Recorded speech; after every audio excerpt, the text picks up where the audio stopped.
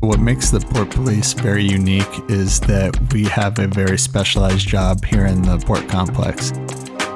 We are geared towards maritime, geared towards the port, ensuring the safety and security of the port complex and the free flow of commerce, which is very important, being that the Port of Los Angeles is a huge hub for trade here in the United States. We have the cruise ship here, we have boats coming in and out. We cover a lot of different aspects that are very unique to the port that you might not typically see in a normal municipal police force. We have our normal patrol functions, but we also have our hazmat unit, dive team, we have drone pilots, our full-time marine unit. As a sergeant, I have a little bit different role than a police officer. I go to calls that are more complex. I also have the drone with me, just in case we need to deploy the drone. If we get an alarm or a call of trespassers in a building, then we could deploy the drone to check the perimeter and scan the outskirts of the building to make sure that there is nobody in the area prior to making entry. As a field training officer, I am currently assigned to patrol, so I train people on patrol. The terminals, the marinas, making sure that the port's safe. As a canine handler, my primary focus is making sure my dog is taken care of, making sure the port's taken care of, and then we get to patrol and we do our extra patrols around the port. We check in with our various container terminals, and then if we have cruise ships in, we always check our cruise ship terminals. And our primary focus as an explosive bomb dog handler is to make sure that there's no threats and that everything moves smoothly throughout, in and out of the port. We're constantly training with our various odors or explosives that our dogs have imprinted on, making sure that our dogs are well prepared for a real life scenario. When you see them, locate a firearm or multiple firearms or do the job that you trained for, that's really rewarding too, is just seeing all your hard work pay off. My primary assignment is to work patrol as a field supervisor, but we're also get called upon when a dive operation occurs, and we'll be called out periodically when needed for evidence recovery, for security sweeps. A standard sweep of a pier or a cruise ship, just as a security measure. We also do a lot of operations with other agencies outside the port as well to assist them when they ask us. There's a lot of prep work and a lot of equipment maintenance that is involved in as well. We'll arrive at the dive house, gather our equipment, prep our gear, make sure it's all set to go. We'll get on our boat, head to whatever destination we're going to for the operation. I just love being around the water. The water was what drew me to this police department. It's just enjoyable for me. As long as I can remember, the club has been key in helping us, our Baker to Vegas team. You really get that family mentality that, hey, we're here for you guys. You have a very hard, challenging, but rewarding career, but we're here to back you up. They're constantly supporting and asking, how can we help? What do you guys need? It helps us alleviate some of that stress. We're going to be taken care of. We're going to be okay.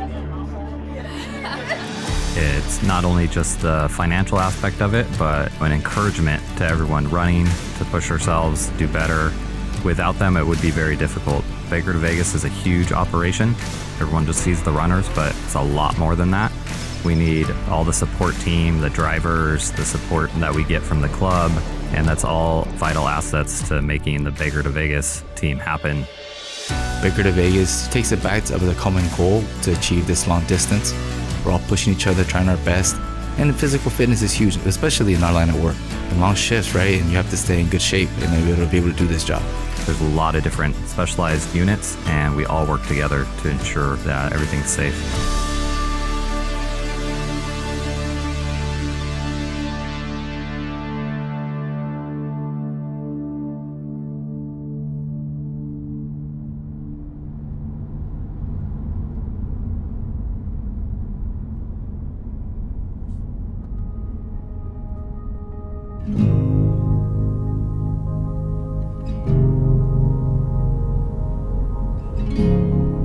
I've driven this street probably 100 times.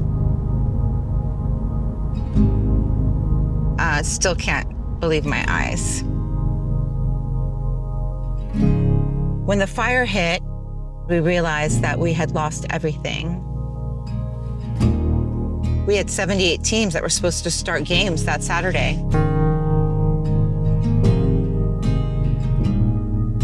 It's hard to see people that you care about and the places that you care about and how much love you pour into your park. All of that taken from you immediately. That's a hard thing to have to grasp.